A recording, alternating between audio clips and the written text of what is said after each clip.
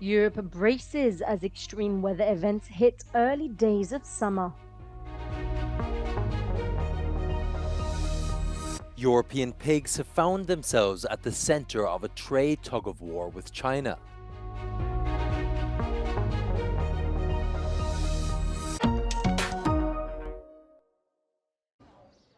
In its first days of summer, Turkey is hit by a massive heat wave, with temperatures reaching over 40 degrees in the southern and western regions of the country. Both the humidity rate and the temperature felt are above seasonal norms as people rushed to the sea. Hungary is also suffering from a massive heat wave. The country's national chief medical officer has issued the highest level of heat alert, a level 3 warning, which is in place until midnight on Saturday across the entire country. Experts urge everyone to drink more fluids, as they warn that the heat record could be broken on Wednesday.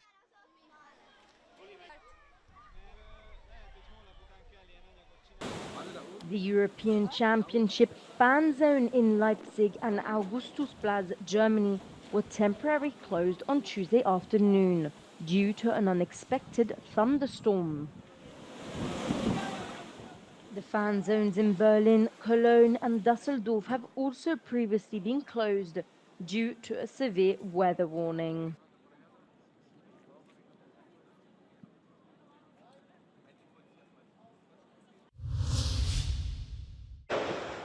The leader of the French far-right National Rally, Jordan Bardella, said he was opposed to sending French troops to Ukraine during his visit to the Eurosatory arms show near Paris. His red line remains the sending of long-range missiles capable of reaching Russia, which he believes could contribute to an escalation of the conflict. Israeli companies were originally banned from participating in the Eurosatory Defense and Security Show by a court decision, but the ban has been lifted. French Prime Minister Gabriel Attal recently criticized Jordan Bardella's recent statement that he would refuse the position of Prime Minister if he did not obtain an absolute majority in the National Assembly. J'ai l'honneur d'être Premier ministre depuis 5 mois, dans un moment extraordinairement difficile, avec la guerre qui est revenue en Europe, avec le défi climatique, avec les enjeux et les bouleversements géopolitiques, l'éruption de l'intelligence artificielle, avec évidemment des difficultés importantes, et avec une majorité relative. Pas une seule seconde, je me suis dit « Oh bah, non, trop compliqué, il y a une majorité relative, j'y vais pas ». Ça montre pour moi une chose, c'est que le Rassemblement national, c'est un parti d'opposition, c'est pas un parti de gouvernement. The campaign for the early general election on June the 30th and the 7th of July officially began on Monday.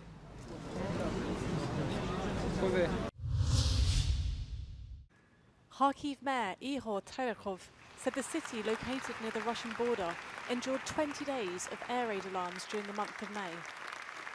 Speaking at the Ukraine Recovery Conference last week, Terekhov highlighted that despite the recent Russian offensive being halted, the situation in Kharkiv is still critical. Ну, на жаль, ситуація складна, бо кожного дня ми маємо, на жаль, прильоти, кожного дня лунають вибухи в місті Харків. Практично кожного дня гинуть люди, є поранені, руйнації колосальні. Тому ворог обстрілює кожен день Харків.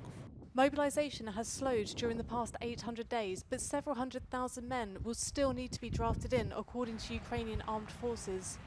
Дивіться, я хочу сказати, що так, йде мобілізація. Так, я пам'ятаю перші дні війни, коли стояли черги до військкоматів, коли стояли черги отримувати зброю, ми роздавали цю зброю, і люди отримували зброю і йшли воювати, захищати свою країну, своє місто, і це ми розуміємо. Сьогодні ситуація по мобілізації є, люди мобілізуються, і цим займаються військкомати. The war isn't just taking a toll on mobilisation, but also on the mental health of the Kharkiv residents. Насправді дуже важко людям. Хтось звик до повітряних тривог, які постійно лунають. Я вже казав, що за травень місяць у нас було 20 діб повітряних тривог.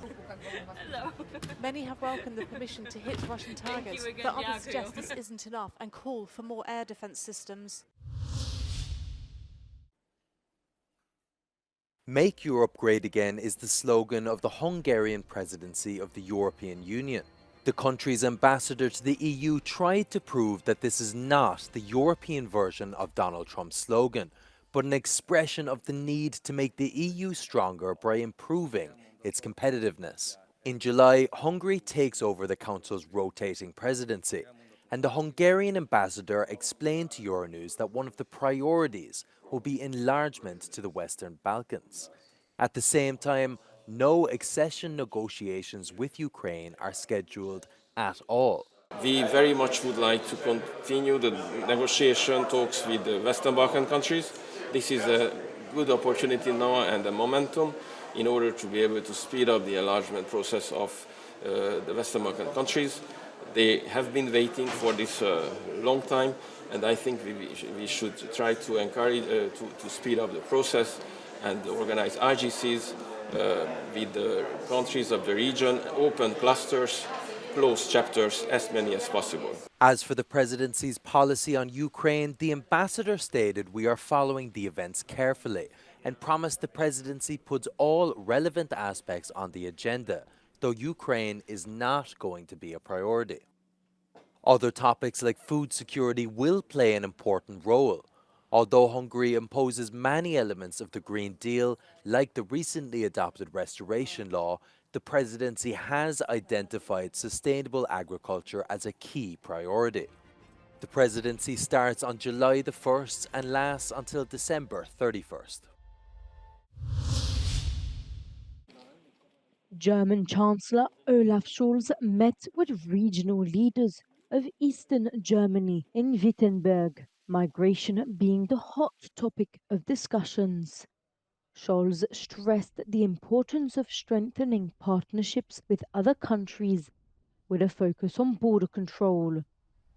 Wir wollen Migrationspartnerschaften abschließen, in denen wir es besser hinkriegen, dass diejenigen, die zurückgehen müssen, weil sie hier nicht bleiben können, auch zurückgenommen werden. Das ist die größte Herausforderung in diesem Zusammenhang, dass wir das nicht ganz alleine in der Hand haben, sondern Partner finden müssen in der Welt, die uns helfen, unsere Ziele durchzusetzen. Aber das gelingt in großem Umfang und wird sich auch weiter fortsetzen.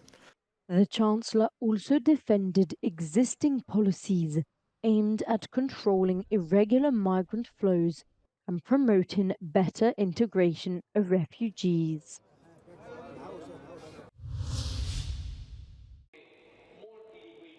Giorgia Meloni called it the mother of all reforms. Her government has proposed constitutional changes to allow for the direct election of Italy's Prime Minister, aiming to achieve government stability, strengthen the Prime Minister's role and ensure, as Meloni said, that Italians choose who leads the country. On Tuesday, the Italian Senate voted in favour of the reform, although more rounds of voting are expected to take place in the next few weeks. Alongside this, the Italian Parliament has started debating a proposed reform that would grant more autonomy to Italian regions, a proposal that has been put forward Salvini's League party. But in a rare show of unity, opposition parties, in particular the Democratic Party and the Five Star Movement, have joined forces and have decided to take to the streets chanting unity, unity.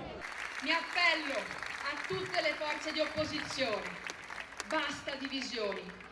Basta divisioni, teniamoci strette.